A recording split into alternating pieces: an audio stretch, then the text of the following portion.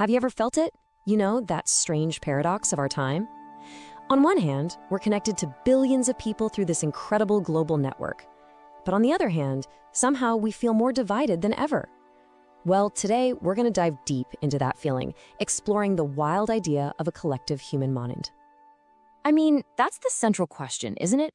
We can share ideas and mobilize millions of people in an instant, but at the same time, we're all kind of trapped in these really fierce ideological tribes. It's this paradox that truly defines our modern world, and to even begin to understand it, we need a whole new way of looking at ourselves. Okay, so stick with me on this metaphor. Imagine all of humanity, all 8 billion of us, as one giant developing brain. One hemisphere is pushing us towards unity, towards collaboration. But the other hemisphere, that one is wired for a more primal, tribal kind of division. And right now, those two sides are locked in a massive struggle for control. Now, this idea of a collective mind, it isn't actually new. For over a century, thinkers have been wrestling with it, and they've come at it from 2 totally different angles: the social world that's all around us, and the deep psychological world that's within us. So first up, we've got the sociologist Emil Durkheim. He called it collective consciousness. The best way to think of it is like a society's operating system. It's the shared beliefs, the laws, the moral codes that kind of bind us all together. It's literally the social glue that lets a huge group of people function as one single cohesive unit. Then, the psychiatrist Carl Jung, he went even deeper. He proposed a collective unconscious, which he saw as a universal, inherited foundation of the human psyche. This is where all our shared myths, our symbols, and those archetypes, like the hero or the shadow, come from. It's like the ancient psychic hardware that we are all born with. And here's where it gets really, really interesting, seeing how these 2 big ideas fit together. Durkheim's concept is like the conscious social software we're all running, our laws and our norms. And Jung's idea is the unconscious inherited hardware that's humming away underneath it all. One's the software, the other's the hardware. You really can't have one without the other. Okay, so how does this historical blueprint actually apply to our world today? Well, scientists are now identifying the real-world mechanisms that are pulling our planetary brain into completely opposite directions. One is toward incredible shared intelligence, and the other, well, it's toward total chaos. Get this. Researchers have discovered that groups actually have a kind of collective IQ. They call it the C factor. And what's amazing is that this single score can predict how well a group will perform on almost any task you throw at them. But here's the thing.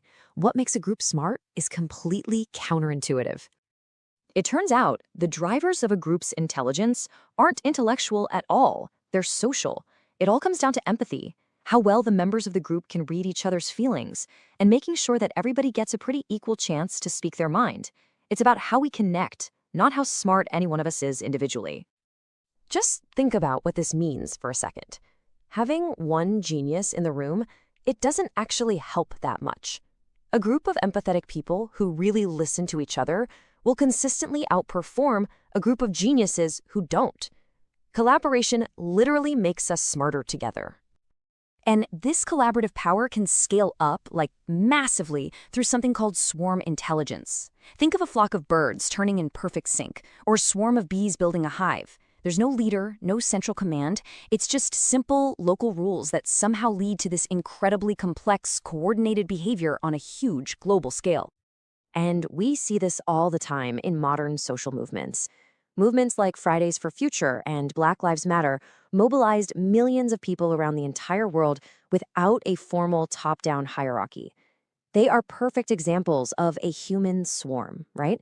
A decentralized consciousness organizing itself for a common cause. But here's the twist. The very tools that enable this amazing unity are also the ones driving us apart. And something called actor network theory gives us a really powerful lens to see why. It argues that non-human things like, say, social media algorithms, they aren't just passive tools. They're active participants, or actants, with their very own agency. So here's how it works. An algorithm's main goal is to maximize engagement, right? And the easiest way to do that is by promoting content that triggers really strong emotions, especially anger and outrage. It actively sorts us into these ideological tribes because that's good for business, even if it's completely disastrous for society. And this leads us to digital tribalism.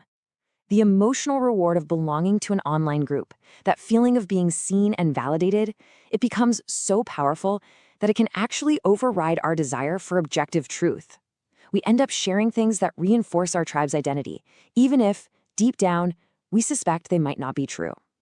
So here we are. We've got these immense forces pushing for both unity and division, and it feels like an impossible conflict.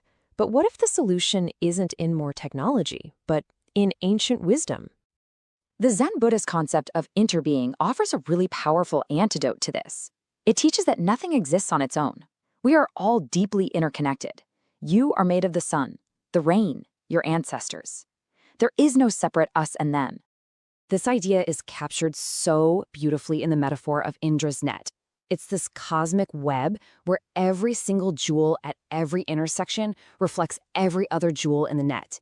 It symbolizes a universe of perfect connection, where what happens to one affects us all. The philosopher Teilhard de Chardin had a very similar vision. He actually coined the term noosphere, a thinking layer of the Earth. He saw all of our modern chaos not as a failure, but as the turbulent, messy birth of a planetary mind, the next big step in our evolution. And you know, this wisdom is ancient. The indigenous principle of all our relations has always recognized this deep interconnectedness, and not just between humans, but with animals, plants, and the Earth itself. It just goes to show that the desire for a unified consciousness is a fundamental human ideal. So this is the paradox we're living in. The very same technology that enables swarm intelligence and a global community is also creating algorithmic bias and digital tribes. It's a powerful catalyst, there's no doubt about it. It's amplifying both the absolute best and the absolute worst parts of our collective psyche. Which brings us to the final and most crucial point. The future of our planetary mind, it isn't predetermined. It's not some technological inevitability. It's a conscious choice. The code for our collective future is being written right now by all of us. So the only question left is, what role will you play in writing it?